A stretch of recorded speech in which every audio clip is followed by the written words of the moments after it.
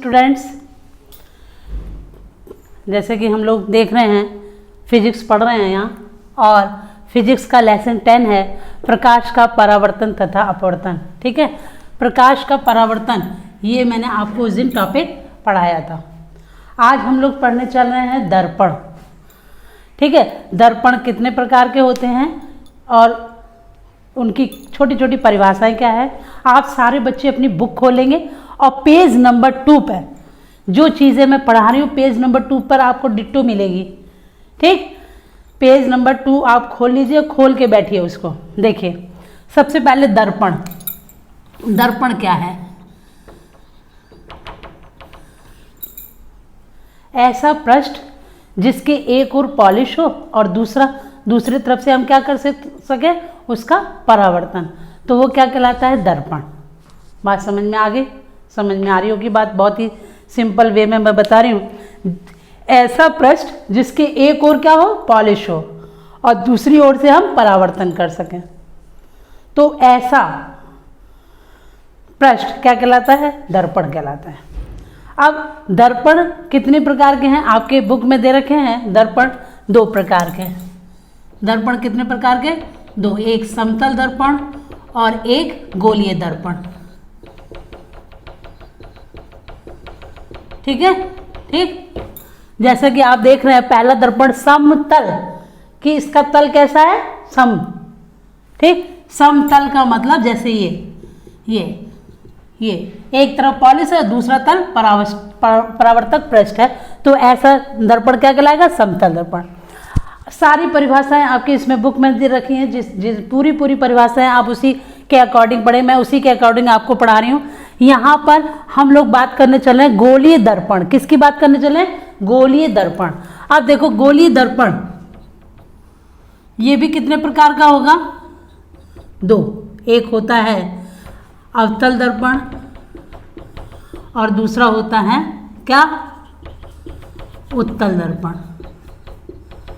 यही हम पढ़ेंगे, और इनकी क्या परिभाषा है या क्या फोकस है, इनसे कैसे प्रतिबिंब हम प्राप्त करते, वो सारी चीज़ें हम जानकारी करेंगे। आइए, जैसा कि आप जाने गोलीय, इसका मतलब कोई एक गोलीय पृष्ठ है।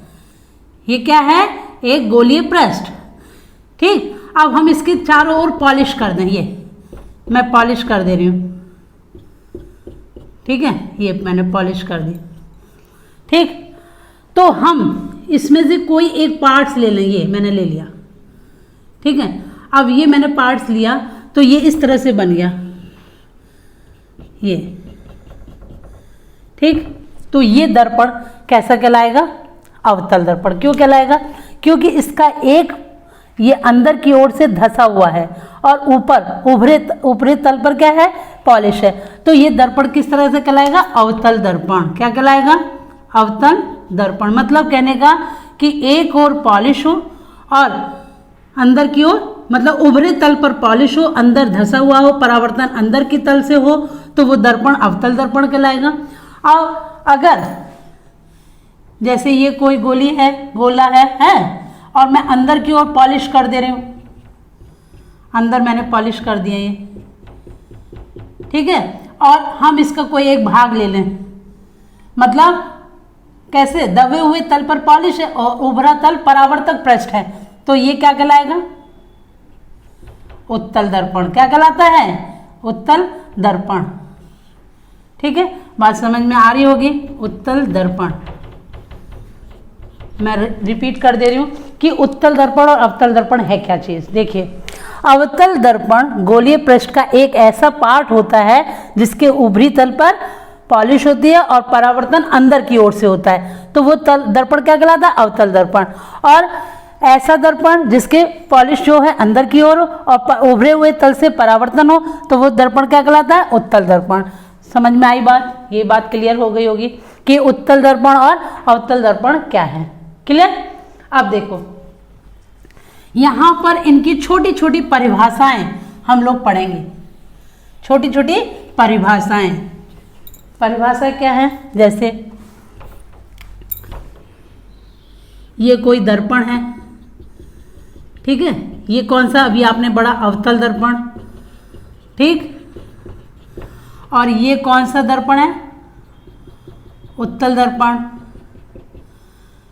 ये, ठीक है। ठीक, तो अब इसकी छोटी छोटी परिभाषाएं क्या हैं, सारी तो नहीं हो पाएंगी बट जितनी भी हो रही हैं बता देते हैं। देखिए, ये जो दर्पण है ये M और M' मान लो, तो ये जो ये चीज़ क्या कहलाती है? दर्पण का द्वारक क्या कहलाता है? और इसको हम दर्पण का क्या बोलते हैं? दर्पण का द्वारक, ठीक। और जो इसका मध्य बिंदु होता है, इस दर्पण का जो मध्य बिंदु होता है वो कहलाता है दर्पण का ध्रुव। क्या कहलाता है? दर्पण का ध्रुव। बात समझ में आ रही है?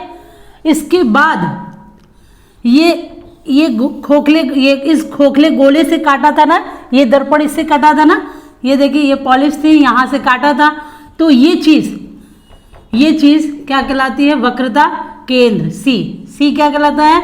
वक्रता केंद्र, ठीक है। और एक चीज और जानो, हमेशा परावर्तन कहाँ से होता है? हमेशा परावर्तन कहाँ से कराते हैं? बाईं ओर से। कहाँ से कराते हैं? बाईं ओर से। और ये दर्पण का वक्रता, ये क्या है? दर्पण का ध्रुव। हमेशा ध्यान रखिए कि जितनी भी दूरियां नापी जाती हैं वो कहाँ से नापी जाती है? दर्पण के ध्रुव से। तो दर्पण के ध्रुव और वक्रता केंद्र के बीच की जो दूरी होती है वो क्या कहलाती है? दर्पण की वक्रता त्रिज्या। क्या कहलाती है? दर्पण की वक्रता त्रिज्या, यानी कि CP। ये क्या है? दर्पण की वक्रता त्रिज्या, ठीक है ना। अब देखो एक चीज और आती है इसमें, फोकस। लेकिन फोकस को अवतल दर्पण का फोकस अलग होता है और उत्तल दर्पण का फोकस अलग होता है, तो हम अलग अलग बताएंगे। बात समझ रहे हैं? यहाँ पर बाकी सारी चीजें तो सेम है। यहाँ पर ये इसका भी दर्पण का ध्रुव होगा, ठीक है, और ये वक्रता केंद्र होगा, ठीक। और इससे मिलाने वाली रेखा क्या कहलाएगी? ठीक, वक्रता त्रिज्या कहलाएगी, ठीक। R इसको लिखते हैं हम लोग यहाँ से, ठीक है, और यहाँ पर इसको R लिखते हैं, ठीक है। यहाँ ये दर्पण का ध्रुव कहलाता है P, ठीक। तो इसके बाद जो दर्पण का फोकस आता है वो दर्पण का फोकस दोनों के लिए अलग अलग होता है, तो उसके लिए परिभाषा हम अलग बताएंगे। जैसे अवतल दर्पण में देखा जाए फोकस की परिभाषा क्या होगी?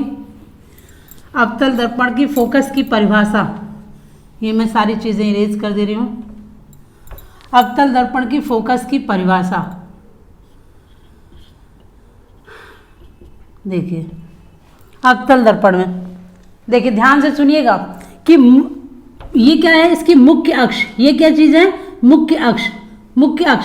मुख्य अक्ष के समांतर आने वाली किरण, मुख्य अक्ष के समांतर आने वाली किरण, रेखा नहीं कहेंगे, बहुत से बच्चे रेखा कहते थे, ये गलत हो जाता है, क्या कहेंगे? किरण। मुख्य अक्ष के समांतर आने वाली किरण, ठीक है, जिस बिंदु से काटती है, मुख्य अक्ष पर जिस बिंदु पर काटती है वो उसका क्या कहलाता है? फोकस कहलाता है। बात समझ गए?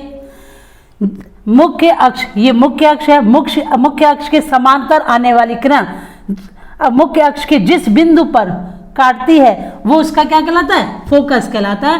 और फोकस को F से रिप्रेजेंट करते हैं, ठीक है। और फोकस और ध्रुव, मैंने बताया कि सारी दूरियां कहां से नापी जाती है? ध्रुव से। तो फोकस और ध्रुव के बीच की दूरी क्या कहलाती है? फोकस दूरी। ये बात क्लियर, समझ में आ गया ना? अवतल दर्पण का।